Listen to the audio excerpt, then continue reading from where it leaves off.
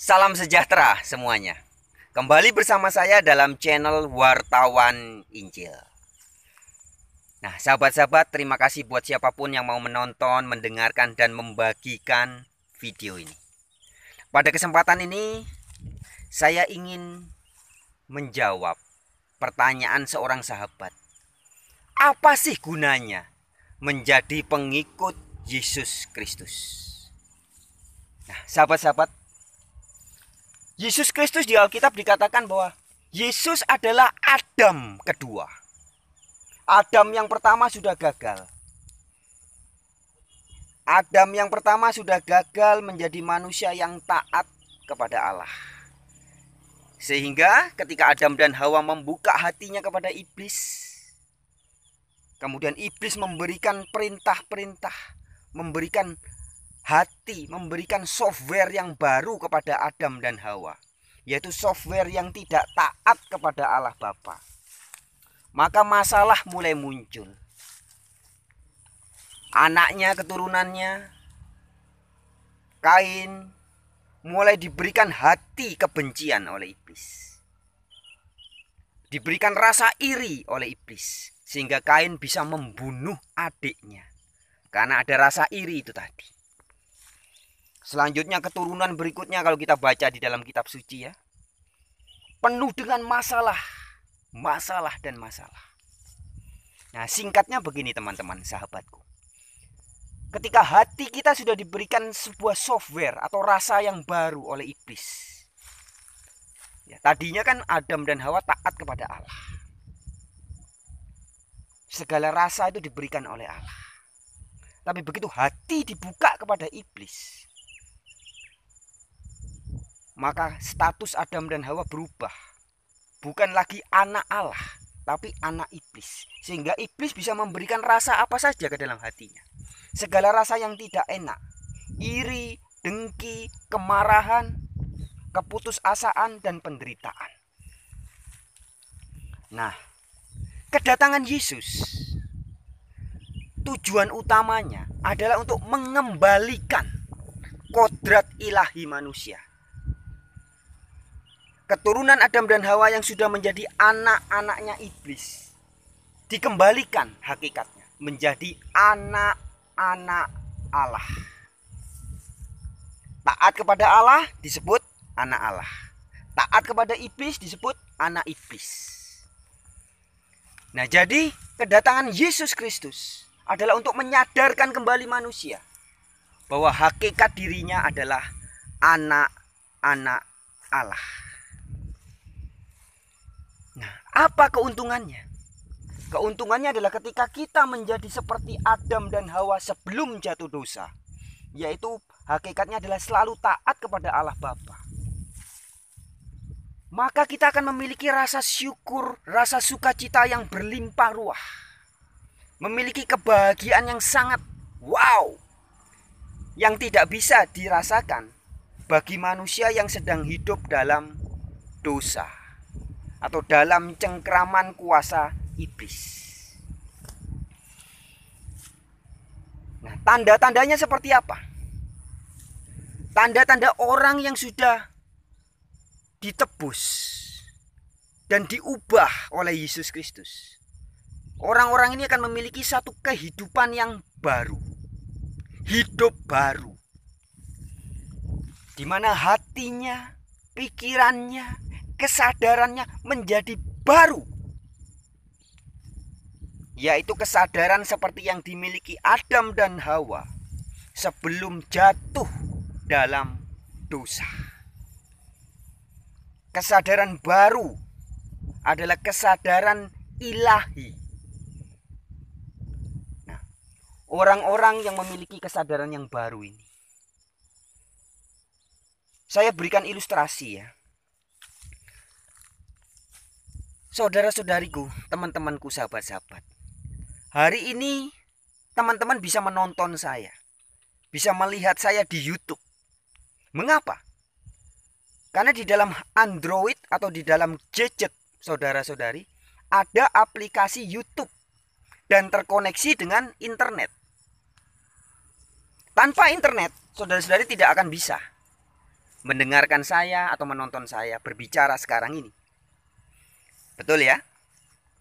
Nah, software yang lama atau hardware yang lama itu saya ilustrasikan seperti tape recorder tempo dulu yang canggih, atau mesin ketik zaman dulu yang antik dan mahal. Nah, sehebat apapun tape recorder yang masih pakai pita kaset itu ya, semahal apapun, secanggih apapun di zamannya itu, meskipun saudara punya 1000, bahkan 10.000 atau 1 juta tape recorder yang paling mahal di dunia ini, tidak akan ada yang bisa dipakai untuk mengakses YouTube. Ya. Semahal apapun tape recorder Anda, apalagi mesin ketik antik Anda, mau terbuat dari emas, harganya mahal semahal apapun juga, tidak akan bisa dipakai untuk mengakses YouTube. Karena tidak memiliki software internet. Nggak bisa. Nah, itu sebuah ilustrasi atau analogi. Begitupun ketika pikiran kita dan hati kita adalah hati dan pikiran yang dibentuk oleh dunia ini, yang tercipta oleh konsep-konsep filsafat-filsafat dan hikmat-hikmat dunia ini, maka tidak akan bisa pernah mengakses hal yang rohani, hal yang sesungguhnya, hal yang sejati, seperti yang bisa diberikan oleh software yang dari surga. Nah, di Alkitab dikatakan di dalam Perjanjian Baru, orang yang mengikut Kristus maka akan diberikan hati yang baru, pikiran yang baru, kesadaran hidup baru. Nah, inilah yang saya katakan sebagai software yang dari surga, perangkat lunak yang dari surga, diinstalkan dalam hati dan pikiran kita. Maka kita akan bisa mengakses berbagai macam hal yang tidak bisa diakses oleh dunia ini. Satu misal, dengan pikiran yang dari surga, dengan hati yang diperbarui oleh software dari surga, diinstalkan kesadaran yang baru, maka kita akan melihat bahwa dunia ini ternyata penuh dengan berkat. Dari bangun tidur, kita akan memiliki kesadaran, wow, ternyata jiwa dan raga saya ini adalah mujizat dari Allah Bapa. Kita bisa merasakan sejuknya udara. Kemudian lidah kita bisa merasakan rasa manis, rasa asin. Lidahnya cuma satu, tapi ada bisa merasakan berbagai macam rasa. Rasa kecut, masam, ya, rasa segar, rasa pahit. Kita bisa sadar, wow, ternyata lidah saya ini mujizat dari Allah Bapa. Belum lagi ketika mata kita terbuka, kita melihat warna biru, warna hijau, ada warna merah, warna kuning, dan segala macam warna. Kita akan terkesima, wow, betapa dahsyat dan ajaibnya mataku ini. Ketika kita minum teh atau secangkir kopi, rasanya nikmat sekali. Itu bisa dirasakan oleh orang-orang yang hatinya baru, pikirannya baru, hati yang bersih, pikiran yang bersih, akan mempengaruhi segala rasa yang ada dalam diri kita. Sehingga yang tadinya menjadi kebiasaan sehari-hari akan disadarinya sebagai, wow, ternyata ini berkat dan sukacita. Analoginya seperti anak kecil. Maka Yesus juga mengatakan bahwa Orang-orang yang masuk dalam kerajaan Allah, yang memiliki hati yang baru dan pikiran yang baru, akan jadi seperti anak kecil. Anak kecil tuh kita lihat, mereka hanya dengan berhujan-hujanan. Ketika musim hujan, hujan-hujanan. Wow, sukacita, gembira sekali main hujan. Kemudian anak kecil melihat kupu-kupu. Anak kecil melihat gerakan-gerakan binatang-binatang yang unik-unik di dunia ini. Mereka begitu sukacita dan senangnya minta ampun. Tetapi perlahan tetapi pasti, tanpa disadari, dunia mulai menghipnotis anak-anak kecil itu. Oleh lingkungan sekitar, bahkan oleh keluarganya sendiri. Oleh orang tuanya sendiri, oleh kakek neneknya sendiri, dan di sekolah-sekolah mulai diajari. Supaya kamu bahagia, kamu tuh harus sekolah pintar. Kamu nanti kalau sudah besar harus punya ini, harus punya itu, harus memiliki ini, harus memiliki itu, harus punya mobil, harus punya uang yang banyak, harus punya, harus punya. Tanpa itu semua hidupmu akan susah. Nah, kesadaran ini perlahan tetapi pasti mulai berubah. Kebahagiaan yang tadinya bisa dirasakan oleh jiwa yang masih polos, kenikmatan yang bisa dirasakan oleh jiwa yang masih polos, berubah dan mulai hilang, terkikis. Bahwa bahagia itu harus punya nama baik, harus punya harga diri, harus punya kedudukan tinggi, harus punya popularitas, harus punya mobil mewah, harus punya rumah banyak, harus punya istri yang cantik, harus punya suami yang gagah dan perkasa, harus punya suami yang terpandang, harus. Sehingga segala filsafat dunia itu, pendidikan dari dunia itu, mengubah segala rasa dalam diri kita. Sehingga kita tidak lagi bisa bersyukur bangun pagi menghirup udara segar. Tidak lagi terasa. Lidah masih bisa mengecap rasa manis. Tidak lagi itu menjadi syukur. Mata masih bisa membedakan segala warna. Tidak lagi menjadi syukur. Itu semua menjadi hal yang biasa. Yang luar biasa adalah harus punya ini, harus punya itu, harus begini, harus begitu.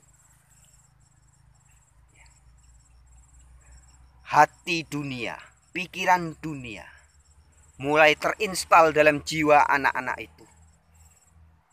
Sehingga setelah dia menjadi kanak-kanak yang agak besar, menjadi remaja, dia tidak lagi bisa menikmati dunia ini apa adanya. Kenikmatan adalah harus seperti itu, harus begini, harus begitu, harus. Jiwa dan pikirannya sudah sangat terkontaminasi oleh segala konsep-konsep hikmat dan filsafat dunia. Itu sebabnya di dalam Injil Yesus Kristus mengatakan, dunia ini jahat, hari-hari ini jahat. Nah, kedatangan Yesus adalah mengembalikan kesadaran kita, mencelikkan mata rohani kita, mengubah hati kita dan pikiran kita dengan software yang baru. Kesadaran yang baru diberikan. Memberikan kesadaran bahwa dunia ini penuh dengan berkat. Dunia ini adalah diberikan oleh Allah yang Maha Kasih kepada manusia. Bahkan sebelum manusia dijadikan, segala sesuatunya sudah disiapkan. Airnya disiapkan, udaranya disiapkan, tumbuh-tumbuhannya disiapkan, makanannya disiapkan. Segalanya sudah disiapkan oleh Allah Bapa. Ya, sama seperti seorang ayah dan ibu yang begitu mengasihi bayi yang akan dilahirkannya. Sebelum bayi itu lahir, segala sesuatunya sudah disiapkan. Nah, Allah Bapa terlebih daripada seorang ayah atau seorang ibu yang terbaik manapun di muka bumi ini. Karena Sang Maha Pencipta sangat mengasihi ciptaannya. Tetapi ajaran-ajaran dunia, hikmat-hikmat dunia yang berasal dari si jahat, itu mulai mengubah manusia. Ribuan tahun manusia hidup turun-temurun dalam kesadaran yang sangat duniawi, yang sangat palsu, yang sangat penuh muslihat, yang kebahagiaan-kebahagiaan yang sangat semu. Nah, saudara-saudariku, Yesus Kristus tujuan utamanya adalah mengembalikan kesadaran kita, mengembalikan kesadaran pikiran dan hati kita dengan hati dan pikiran yang baru, seperti Adam dan Hawa yang belum jatuh dalam dosa, yang belum terkontaminasi dengan segala hiruk pikuknya dunia ini, yang belum dipengaruhi oleh segala keinginan-keinginan jahat yang diinstalkan oleh iblis ke dalam hatinya, yang tidak bisa iri. Ya, jadi kesadaran baru itu membuat manusia tidak bisa iri. Tidak bisa jadi seperti anaknya Adam dan Hawa, yaitu Kain, yang tiba-tiba dalam hatinya ada rasa iri terhadap adiknya. Nah, orang yang diberikan hati yang baru oleh Yesus Kristus tidak bisa merasa iri. Mengapa? Karena dia akan sadar penuh bahwa ternyata saya tidak memiliki apa-apa di dunia ini. Kalau iblis mengajarkan bahwa kamu harus memiliki ini, harus punya ini, harus punya itu, harus memiliki ini, harga diri, nama baik, pangkat, jabatan, tetek, bengek, semeleke, weleh-weleh. Tetapi kesadaran Yesus Kristus memberikan hati dan pikiran kita baru, sehingga kita akan sadar. Yesus berkata, seluruh tubuhmu, dari ujung rambutmu sampai ujung kuku kakimu, bukan milikmu. Sehingga kita bisa sadar, wow, ternyata saya tidak memiliki apa-apa. Sadar. Saudara-saudariku, sadar berbeda dengan tahu ya. Kita bisa diberitahu bahwa jiwa dan raga kita ini bukan milik kita. Tetapi tahu berbeda dengan sadar. Orang yang sadar dia bukan hanya tahu, tapi sadar dan merasakan bahwa betul, saya tidak mungkin bisa. Jadi rasa iri ya, itu adalah rasa yang timbul kepada orang yang terlebih dahulu memiliki rasa memiliki. Jadi hanya orang yang rasa memilikinya atau egonya penuh, dia akan menimbulkan sebuah rasa baru, yaitu rasa iri salah satunya.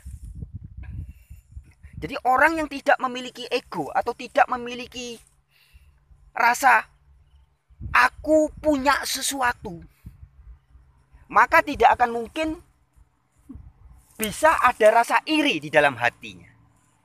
Atau dengan kata lain, rasa iri dalam hati kita hanya bisa dimasukkan oleh iblis ketika lebih dulu di dalam pikiran dan hati kita ada perasaan bahwa saya memiliki sesuatu. Orang yang tidak merasa memiliki sesuatu tidak bakal bisa ketiban rasa iri. Sama seperti orang yang tidak punya rambut alias gundul, tidak bisa merasakan rambutnya dicukur atau dipotong. Orang yang tidak memiliki rasa memiliki, atau orang yang sadar bahwa segala sesuatu ini adalah milik Sang Maha Kuasa, maka orang itu tidak akan pernah bisa ketiban rasa iri dan dengki. Jadi rasa iri dan dengki hanya bisa dimiliki oleh orang-orang atau hanya bisa menimpa orang-orang yang egonya sangat tinggi dan belum sadar bahwa dirinya dari ujung rambut sampai ujung kakinya sebenarnya bukan miliknya. Jadi artinya nikmat sekali saudara-saudariku. Ajaran Yesus, kesadaran baru, hati dan pikiran baru, software baru yang dari sorga ini akan membuka kesadaran baru kita dalam memandang dunia. Kesadaran cara pandang kepada dunia berubah. Sadar bahwa tidak mungkin saya bisa memiliki itu. Tidak mungkin saya bisa memiliki anak. Tidak mungkin saya bisa memiliki istri yang cantik. Tidak mungkin saya bisa memiliki suami yang wow. Tidak mungkin saya bisa memiliki mobil, harta, benda, tetek, bengek, semiliki wele-wele. Kenapa? Karena jangankan hal-hal di luar diri saya. Itu semua kan di luar diri kita. Anak kita, suami kita, istri kita, bapak ibu kita, keluarga kita, harta kita, mobil kita. Itu semua kan berada di luar kita. Bagaimana mungkin kita bisa memiliki hal-hal di luar diri kita? Sedangkan diri kita sendiri yang nempel ini, rambut di kepala saya, bukan milik saya. Mulut yang sekarang berkata-kata kepada saudara-saudari ini, bukan milik saya. Jadi bagaimana mungkin saya bisa memiliki yang lainnya itu? Lawang yang nempel saja. Rambut saya dari bayi ngek sampai setua ini. Saya tidak pernah tahu berapa jumlahnya. Kenapa? Karena ini betul-betul bukan punya saya. Bahkan setiap harinya dia bertumbuh berapa senti. Saya tidak tahu. Berapa banyak bulu-bulu atau rambut yang hari ini rontok dari badan saya. Saya tidak tahu. Kenapa? Karena ini semua betul-betul bukan milik saya. Dan hanya orang-orang yang sadar bahwa dirinya tidak memiliki sesuatu lah yang bisa menikmati semesta raya ini. Jadi sangat berbeda saudara-saudari. Dan ini bukan teori saudara. Saya bisa ngomong begini karena saya merasakan sendiri. Ketika software dari sorga diberikan. Ketika hati dan pikiran saya diperbaharui oleh Yesus Kristus. Saya bisa merasakan bahwa ketika saya sadar bahwa saya tidak punya apa-apa. Justru pada saat itulah saya bisa menikmati dan mensyukuri segala sesuatu yang pating kumelip di jagat raya ini. Tapi ketika saya merasa memiliki sesuatu, justru saya tidak lagi bisa mensyukuri hal-hal yang sederhana. Syukur itu harus ketika memiliki itu, ketika punya ini, punya itu. Inilah tipuan-tipuan dunia. Jadi sangat berbeda teman-teman, sahabat-sahabatku. Dunia mengajarkan kepada kita bahwa kebahagiaan sejati adalah ketika kita memiliki banyak hal. Tetapi Yesus Kristus mengajarkan hal yang sangat berbeda, bertolak belakang. Bahwa kebahagiaan sejati adalah dimiliki ketika kita sadar bahwa kita tidak memiliki apa-apa. Ajaib ya. Jadi ada uang mungkin di bank, di tabungan saya. Tapi saya sadar itu bukan milik saya. Mungkin ada mobil di rumah saya. Tapi saya sadar itu bukan milik saya. Sehingga saya tidak takut uang saya hilang. Saya tidak takut mobil saya dicuri orang. Hanya orang yang merasa memiliki yang akan takut hartanya tercuri. Hanya orang yang memiliki rasa memiliki sesuatu, yang akan terancam oleh rasa kehilangan. Saudara-saudariku, saya tidak punya mobil, sehingga saya tidak akan takut kehilangan mobil. Saya tidak punya harga diri, saudara-saudari. Saya tidak takut harga diri saya bisa diinjek-injek orang. Karena seorang pengikut Kristus, harga diri, jiwa, raga, dan segala sesuatu sudah diserahkan kepada Kristus. Semua orang yang sudah menyerahkan jiwa dan raganya kepada Yesus Kristus tidak takut lagi dengan namanya, nama baiknya dirusak, harga dirinya diinjak-injak orang. Sudah nggak takut lagi. Kenapa? Karena sudah tidak punya semua itu. Ya. Dan itu nikmat sekali saudara-saudariku. Nikmat. Saya hanya bisa bersaksi kepada saudara-saudari. jika saudara-saudari belum mengalaminya. Karena ini sebuah kenyataan, sebuah realitas, bukan hanya konsep, bukan ide, bukan gagasan, bukan teori. Tetapi hanya orang-orang yang diberikan software yang baru. Orang yang betul-betul sudah memiliki hati yang baru, yang bisa merasakannya. Seperti ilustrasi yang tadi saya berikan. Hanya orang-orang yang sudah memiliki akses internet, yang bisa mengakses YouTube, yang bisa berselancar di dunia internet. Meskipun orang itu memiliki teknologi canggih di tape recorder yang zaman dulu, atau kalkulator kuno, semahal apapun kalkulator itu, atau apalagi mesin ketik ya, atau radio tempo dulu, semahal apapun, secanggih apapun radio itu, tidak akan bisa mengakses internet. Nah, begitupun orang-orang yang masih memiliki hati yang dari dunia ini. Sebanyak apapun gelar dunia yang saudara-saudari miliki, atau yang orang miliki, profesor, doktor, sarjana, ahli apapun, dia pernah belajar apapun yang dari dunia ini, semua itu tidak akan bisa mengakses perkara-perkara rohani yang hanya bisa diakses atau dirasakan oleh hati dan pikiran yang sudah mendapat software dari surga. Hanya software yang dari surga lah yang betul-betul bisa membuat hati dan pikiran kita mengakses, merasakan dan mengalami betapa indahnya alam semesta ini. Betapa penuh kasihnya Allah Bapa yang Maha Kuasa. Nah, saudara-saudariku, itulah jawaban saya kepada teman ini ketika menanyakan, apa untungnya ikut Yesus Kristus? Yesus Kristus adalah Adam kedua. Adam yang pertama sudah gagal. Nah, Yesus mengembalikan kesadaran kita menjadi seperti Adam dan Hawa sebelum jatuh dalam dosa, yaitu sebelum membuka hatinya kepada iblis, sebelum iblis memberikan rasa, segala macam rasa yang tidak enak dalam diri Adam.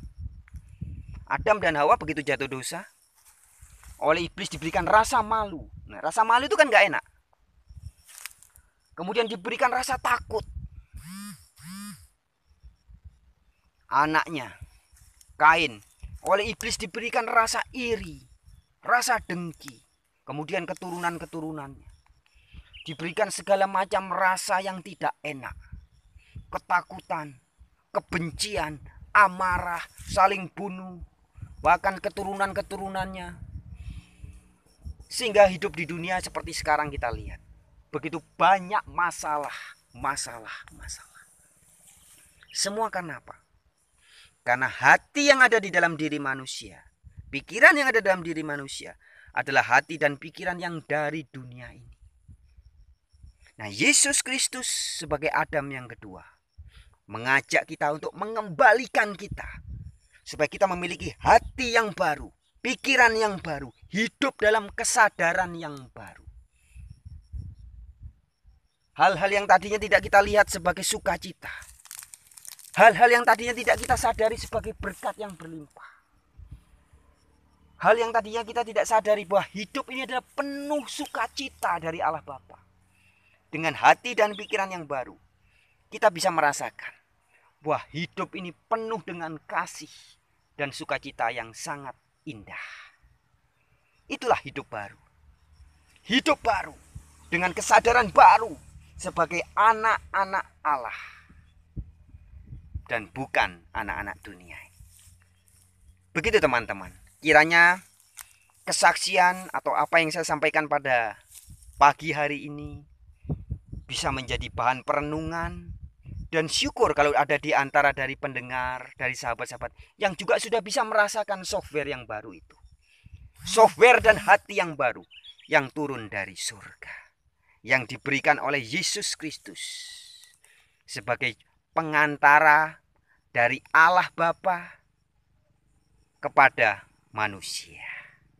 Sekian. Haleluya.